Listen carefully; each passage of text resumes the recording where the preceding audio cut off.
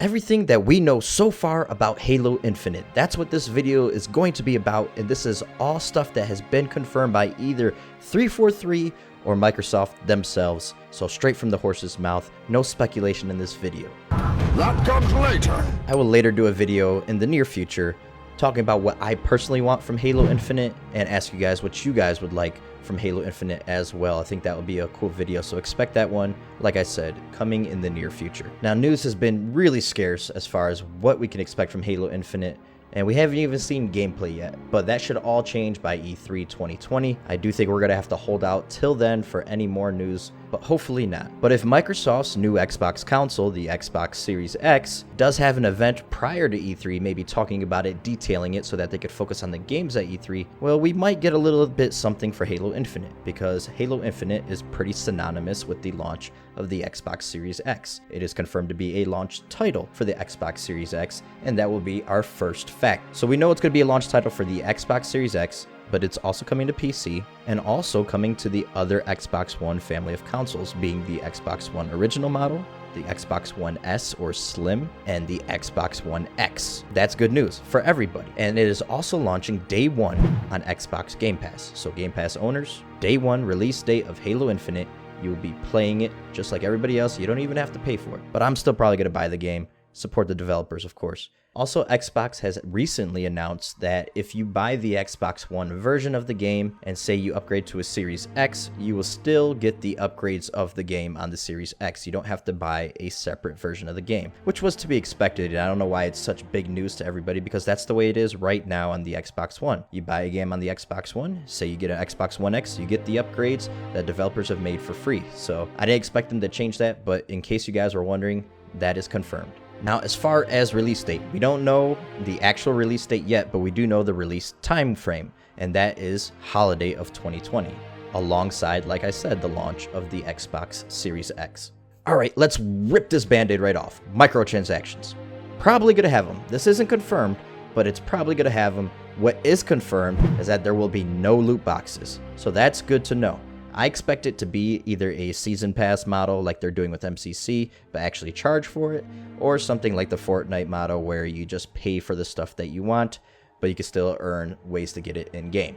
Now, as far as story goes, we know that this is basically Halo 6 in all but the name. It takes place after the events of Halo 5, and this game is going to focus on the Master Chief. No confirmation yet if he is the only playable character in-game, but I kind of expect him to be after the backlash of Halo 5, not focusing nearly enough on Chief, and the great reception from Halo 4 for really focusing on Chief. I really do hope, though, that maybe they can write Locke into being a good character. Maybe they could fix that character. I do hope to still see stuff from Arbiter. I wouldn't mind playable missions as Arbiter again, or, you know, even Locke if he's a good character. That's all I care about. Just have good characters. Don't let them be dull. That's why Halo 2 personally is my favorite campaign.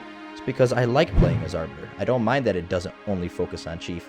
He was just written so well, the Arbiter was. That's why he quickly became my favorite character in Halo. Now, speaking on Forge, for all the Forge fans out there, there's only been one thing confirmed, and it is something that has never before been in Forge, and that is undo and redo buttons. I plan on deep diving a little bit more into Forge in the video where I actually name the things I want to see from Halo Infinite, but as of right now, that's all we have on Forge. Now, we do have a new composer for Halo Infinite. His name is Curtis Schweitzer, and he did in fact compose the music in the Discover Hope trailer from E3 of 2019. So if all those tunes and all that nostalgia is anything to go by, count me in as being pretty excited for Halo Infinite's soundtrack. And that seems to be a pretty common theme anytime we talk about Halo Infinite, is harkening back to the original trilogy and what made Halo Halo. And one of those things is the new art style introduced for Halo Infinite, which takes heavy inspiration from the original art style from the Bungie games. And we also know that it is a new engine for the game, the Slip Space engine.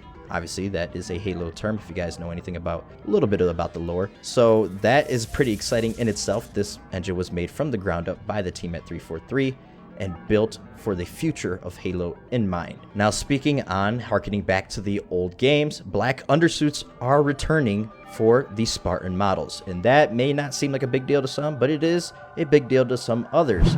And it really did play a factor in how Spartans looked, especially in Halo 5 when they had the different colored undersuits. It just didn't look right. It made the Spartans look tacky and basically look like plastic action figures. Next thing to be confirmed is reach-like customization. We don't know what exactly that means, but I hope that it means that we're not going to get sets like we did in Halo 5 and actually would have control over things like our shoulder pads, our torsos, our helmets, our knee pads, our arms, things like that. Even voice would be awesome to have different voices, even in multiplayer if they could take it a step forward. I would absolutely love to see armor effects return and more creativity with things like the weapon skins. So we don't know what reach-like customization actually means, but that has come straight from 343 themselves saying that's what Halo Infinite will feature. Now here's a big one that caused a lot of controversy at Halo 5 with a lot of the fans. Split screen and LAN support will be with Halo Infinite. Bonnie Ross, the studio head of 343, has already said split screen for the mainline titles will always be there going forward, so that is good. That is in the DNA of Halo. It doesn't really affect me that much because I personally hate split screen, okay? I literally shelled out money just for my wife so that I could buy her an Xbox because I can't stand playing split screen, okay? I like to have my own things. Call me a sweat, call me a tryhard. It's just how I am. But I do understand the importance of it, so that is a big thing. Now, 343 has confirmed if you are max rank in Halo 5, SR 152, you will receive a token of appreciation in Halo Infinite.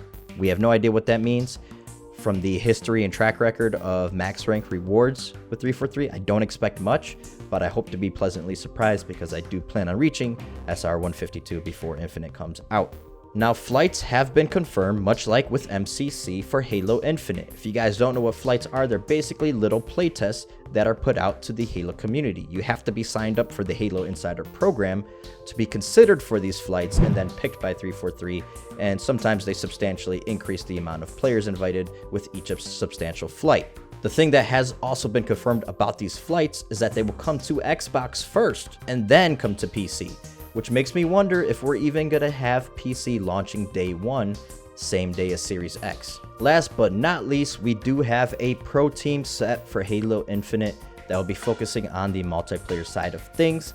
And also, as far as esports go, Esports Engine has partnered with Halo HCS to bring about the revolution for Halo Infinite for Halo Esports. Should be really exciting because these guys were the minds behind MLG, and they're obviously huge Halo fans. Their roots are back in Halo. And also, another thing that's been confirmed for Halo Esports, a 12-month roadmap, which is extremely optimistic, but something that 343 is committed to, and that is really good news. You'll know exactly what's going on Halo Esports wise for Infinite a full year in advance. And that's all I got. That can't be everything, right?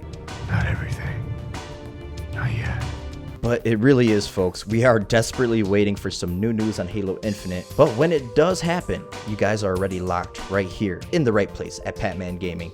Thank you guys so much for watching my video. Hit the like button if you guys enjoyed it, and click that subscribe button if you're new and you want to stay up to date on all the latest happenings in the world of Halo. I'm your boy Patman, guys. Hope to catch you guys on either a future video of mine or a previous one. That's all I got for you, and I'm out.